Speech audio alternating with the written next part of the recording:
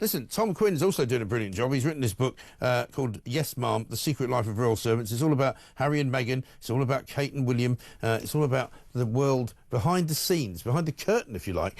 And it's not a very pleasant world, I think, for some people. Let's see what he has to say. Tom, very good morning to you.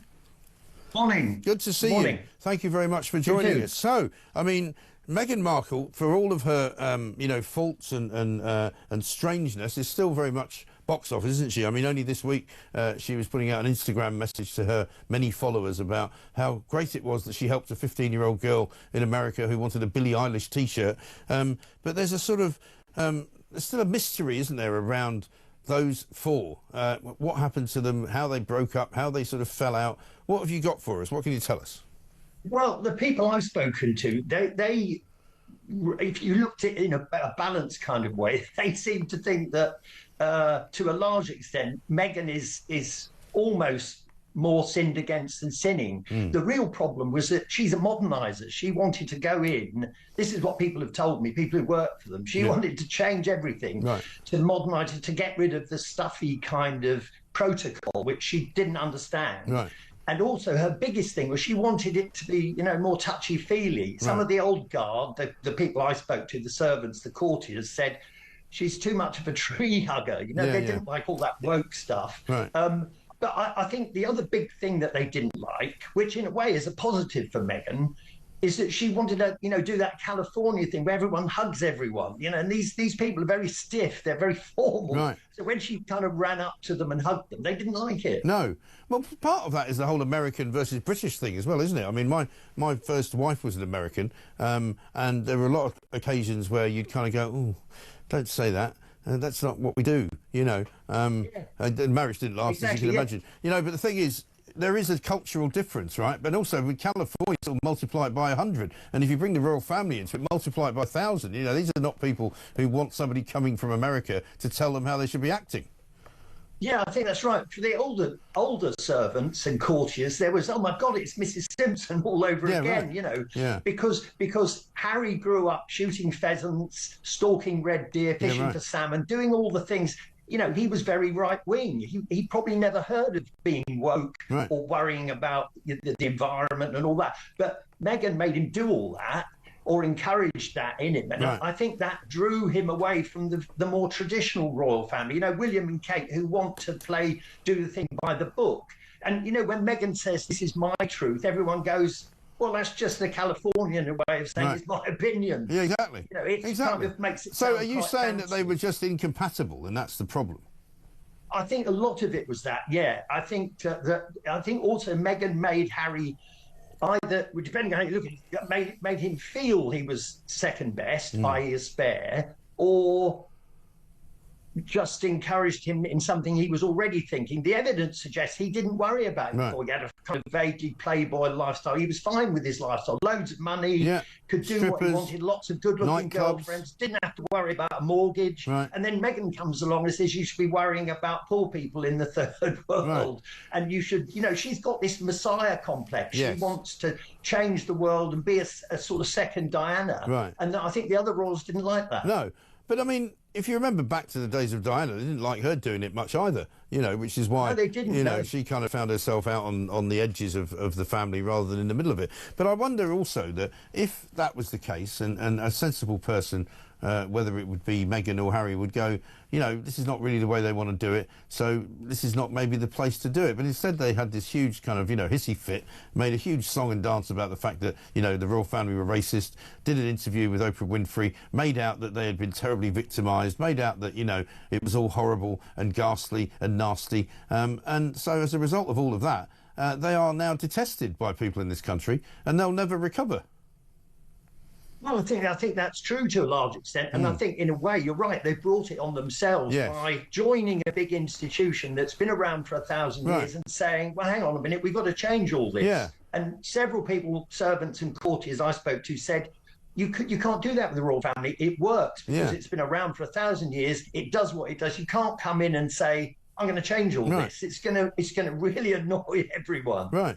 Well, it's a bit like me going into a football club or something and going, you know, it's all very well what you used to do. I'm going to do it this way now, and that's the end of that. And you kind of go, people will go, well, no, because we're a football club. You know, this is how we do things. We've done it like this all the time. And you know, I just think that the damage that she's done and that he has allowed her to do has been monumental to this country and to the royal family, really. Yeah, I agree. But Welcome back to Meghan and Harry Tales, your go-to source for the real story behind the headlines. I'm Adrian, and today we're breaking down the latest attempt by the British press to paint Meghan Markle as the villain, this time courtesy of TalkTV's Mike Graham and royal commentator Tom Quinn.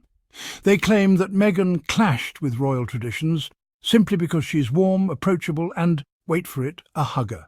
Yes, you heard that right. Apparently being affectionate is a problem when Meghan does it. Let's get into it. Meghan Markle's entrance into the British royal family was nothing short of a fairy tale. It was a story that seemed to leap straight out of a romance novel, capturing the imagination of millions around the globe.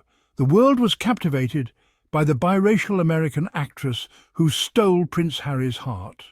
Their love story was a modern-day fairy tale, a union that symbolized hope and progress in a world often divided by race and tradition. Their love story felt like a breath of fresh air, a sign that even the most traditional institutions could embrace change.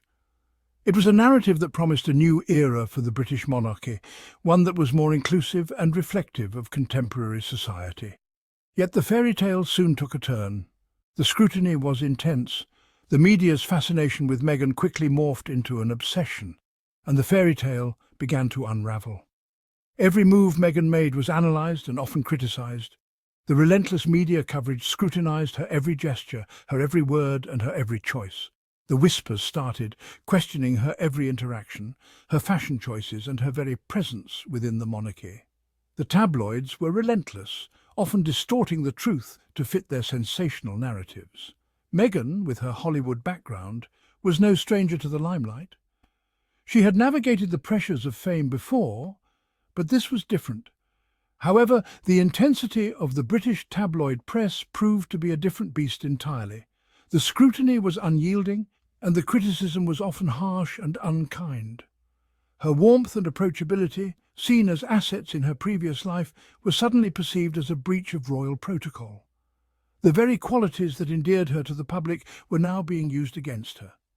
The narrative began to shift, painting her as a rule-breaker, a disruptor within the carefully curated world of the royal family.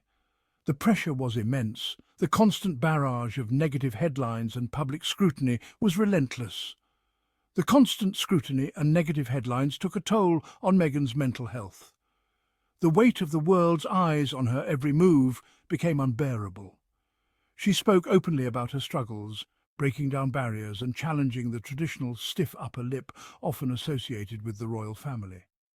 Her candidness was both shocking and refreshing, shedding light on the often hidden struggles of those in the public eye. Her honesty resonated with many, particularly those who had faced similar challenges. Meghan's willingness to speak out about her mental health struggles brought a new level of awareness and empathy to the conversation, inspiring countless individuals to share their own stories and seek help. Meghan's transition into royal life was always going to be complex. The journey she embarked upon was filled with both anticipation and trepidation. She was entering an institution steeped in tradition, with centuries of unspoken rules and expectations. The grandeur and history of the British monarchy were both awe-inspiring and intimidating. The unwritten rule-book of royal protocol, often ambiguous and open to interpretation, seemed to be wielded against her. Every move she made was scrutinized, every gesture analyzed. A hug with a member of the public, a casual demeanor. Even her personal style choices were dissected and criticized as being unroyal. Her natural warmth and approachability were often seen as breaches of protocol. It's important to remember that Meghan was not raised in this world. She was an outsider, trying to find her place in a deeply insular environment. She came from a different culture, a different background. Her American upbringing and Hollywood career were stark contrasts to the royal way of life. Her instincts were to be warm, approachable and genuine. These qualities endeared her to many, but also set her apart in a world where formality often reigns supreme. These qualities, which resonated with so many, were unfortunately perceived as a threat by some within the rigid confines of the monarchy.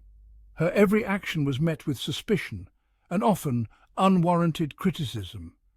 The criticism often felt personal, with undertones of racism and xenophobia lurking beneath the surface. The relentless media scrutiny was not just about her actions, but about who she was. Her biracial heritage, her American upbringing, and even her previous career were all weaponized against her. The very aspects of her identity that made her unique were used to marginalize her. It became increasingly clear that Meghan was not simply navigating a new role, she was confronting deeply ingrained biases within the institution and the British media. Her journey was not just about adapting to royal life, but about challenging and changing the narratives that sought to define her. Meghan's genuine warmth and empathy were evident from the moment she stepped into the public eye as Prince Harry's partner. Her radiant smile and approachable demeanour quickly won the hearts of many. She engaged effortlessly with people, connecting on a human level that transcended titles and protocols. Whether it was a heartfelt conversation or a simple hug, Meghan's interactions were always sincere and heartfelt.